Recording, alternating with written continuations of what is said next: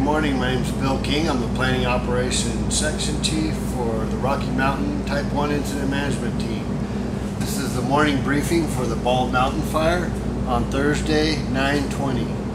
The current size of the Bald Mountain Fire is 17,608 acres.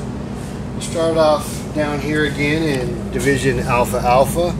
Yesterday we had a lot of success in continuing burn operations to fill in that pocket down here in Division Zulu into the Pole Creek fire, and that went real successful yesterday, so we were able to fill in that whole pocket and starting to get a real secure anchor point down here in the bottom end.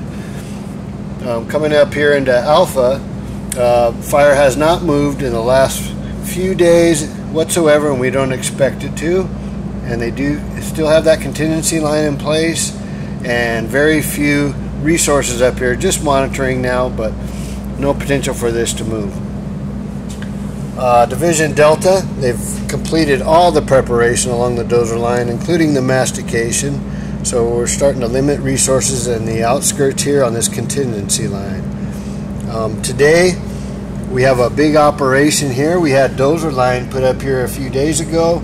We inserted some hotshot crews up in here, and for today's operation we're looking at burning down this dozer line and hand line down to the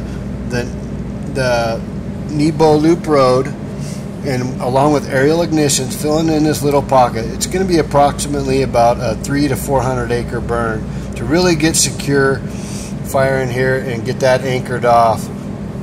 This was acting up a little bit yesterday, so we don't want that to get out, spot over, and threaten the communities of Elk Ridge and Woodland Hills. So this is a real critical piece today to burn that off. Hotshot crews are also continuing to do handline directly around that front edge. They got to about this point here, and they're going to continue working after today's burnout operations, direct line to about this point where the fire is still slowly backing down this way, down this western aspect. Over here in Division Juliet, we had a lot of success yesterday with the aerial, with the retardant plant that we set in place right over here. And we had a lot of helicopter drops with retardant in here to really secure this up. We're also able to get hotshot crews in here going directly. And so this is looking really good. A lot less fire activity in here, and we're feeling really confident about this piece in here. Again, we have our contingency dozer line in place just in case we need to fire this off, but low potential of ever having to do that just due to the good work that the folks have been doing in here. Structure group has continued to work in the fringe of the dozer line, again putting water handling equipment, doing structure assessment, all in here. And with today's burn operation that we have in Division Delta up in this area, structure group will also help in support of that. If this fire were to get out, we will have resources in place along with dozers, engines, and other support. Just watching this, as it should take us about maybe a half a day or so to complete this if conditions allow. Again, we have a night operations branch out here watching everything, making sure that everything is nice and secure, including where they're burning.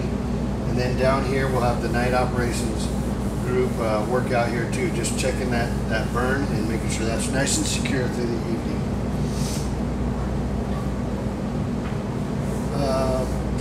One thing we are going to look at today up in here is also on the Pole Creek fire, just to make sure this is all in check. We're helping the Pole Creek. We're working hand in hand in a unified effort.